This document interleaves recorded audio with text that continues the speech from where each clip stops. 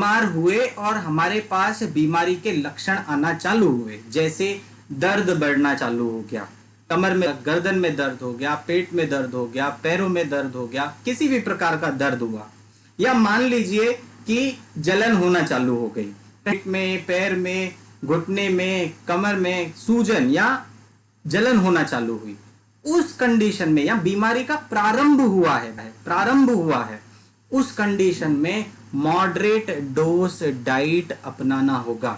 Moderate dose diet के अंदर क्या जो चेंज है वो मैं बताता हूं, जो सिमिलर है वो चीजें आपकी माइल्ड की तरह ही रहेंगी।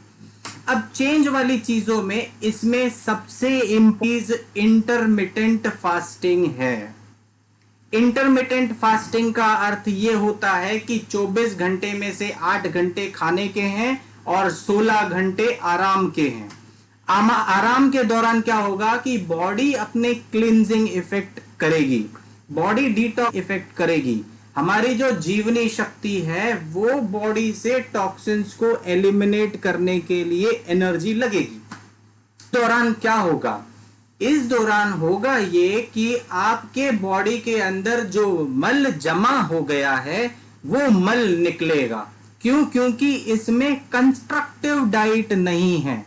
नेचुरोपैथी की 2 डाइट इसके साथ में है, एक है एलिमिनेटिव डाइट, एक है एलिमिनेटिव डाइट और सूदनिंग। इसमें हर्बल ड्रिंक नहीं है, जो सुबह को 7:30 बजे आप ले रहे थे वो नहीं है इसके अंदर। डायरेक्ट हम 10 बजे तक, मतलब रात को खाना खाया था, डिनर खाया था 7 बजे, सुबह को 10 बजे तक लगभग 16 घंटे का आराम है। जितने लोग न्यू डाइट सिस्टम फॉलो करते हैं वो ये आसानी से कर सकते हैं, क्योंकि उनके सिद्धांत आता है निर्जल उपवास, 12 बजे तक निर्जल उपवास। मैं आपको निर्जल उपवास के लिए तो सजेस्ट नहीं करूंगा, इंटरमिटेंट फास्टिंग के लिए आप जरूर करें, है वो भी एक प्रकार का इंटरमिटेंट फास्टिंग। पर यहां पर जो 2 घंटे की प्रक्रिया है वो आप सुबह की कर रहे हैं, जो ब्रह्म मुहूर्त उठने के बाद में आपने व्यायाम तक, पूरी मेडिटेशन तक, प्रार्थना तक आपने प्रक्रिया करी। उसके बाद में 11 के बीच में आप यहां पर डिटॉक्स ड्रिंक लेंगे, वही डिटॉक्स ड्रिंक, और दोपहर में यहां पर आप फ्रूट्स लेते हैं, जो कि सूदनिंग डाइट, तो एलिमिनेटिव डाइट। फिर हमने यहां पर फ्रूट्स लेने हैं, फ्रूट्स में पपीता, सेब, तरबूज, खरबूज, जो भी आपको पसंद है। मैं आपको कोई नहीं करूंगा नहीं यही खाना है, जो दवाओं के रूप में लेना है वो तो मैं आपको एम्फेसाइज कर दूंगा, वो आने वाली स्लाइड्स में आपको मैं दिखाऊंगा। पर जो चीज कॉमन है उसको कॉमन ही रखा है मैंने, उसमें कोई बाउंडेशन नहीं है कि यार तरबूज खाएं या खरबूज खाएं, आपकी मर्जी है, आप जो खाना चाहें वो खाएं, पर आप सफिशिएंट मात्रा में फ्रूट्स खाएं, क्योंकि ये भोजन की मात्रा के हिसाब से खा रहे हैं। तो यहाँ पर डीआईपी डाइट वालों को बहुत आसानी से समझ में आ जाएगी, जहां पर डॉक्टर विश्वरूप राय चौधरी जी बोलते हैं कि आपको आपके वेट के हिसाब से कम उतना प्रतिशत फ्रूट्स खाना है पूरे दिन में।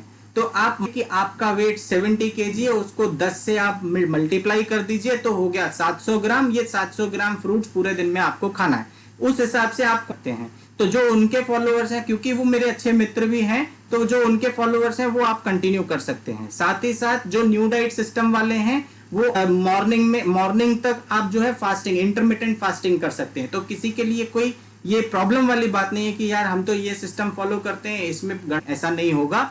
ये सब कॉमन है। ये डाइट्स में इसलिए लेके आया हूं आपके सामने कि आप बीमारी के तीव्रता या उसका जो सीवियर के हिसाब से आप समझने की कोशिश करें। अभी बीमारी एक्यूट फेज में, तो आपको ये परिवर्तन करने ही होंगे। जब एक्यूट फेज में आप बीमारी परिवर्तन करेंगे तब जाके कहीं ना कहीं आप अपने आप को स्वस्थ रख पाएंगे। तो अब फ्रूट डाइट के बाद में आप आ गए कि एलिमिनेटिव डाइट है। अब वो रसाहार में क्या लेना है आपको, आम का, अंगूर का, संतरे का, मौसमी का, आंवले का, लौकी का, गाजर का, जो भी आप चाहें, एक प्रकार का जूस एक टाइम पे आपको लेना है, और क्वांटिटी रहेगी से 1.5 गिलास तक आप ले सकते हैं। 1 गिलास से 1.5 गिलास तक जब आप लेते हैं तो सफिशिएंट मात्रा में इंस्टेंट आपको मिलती है, तो आपकी वीकनेस भी नहीं होगी। और जैसा कि आप सब लोग जानते हैं फ्रूट्स में फ्रक्टोज है, तो ये आपको कहीं पर शुगर लेवल्स को बढ़ने ही बढ़ाएगा, आप ध्यान रखिए। तो आपको फ्रूट्स खाने भी हैं और एक जूस भी दिया है, क्योंकि ये एलिमिनेटिव डाइट में आ रहा है। अब बात करते हैं डिनर में क्या करना है। रात के टाइम पे हमको रॉ डाइट लेना है। अब सूदनिंग डाइट लेंगे, जब रॉ डाइट लेंगे डाइजेशन जल्दी हो जाएगा और बॉडी से एलिमिनेट हो जाएगा।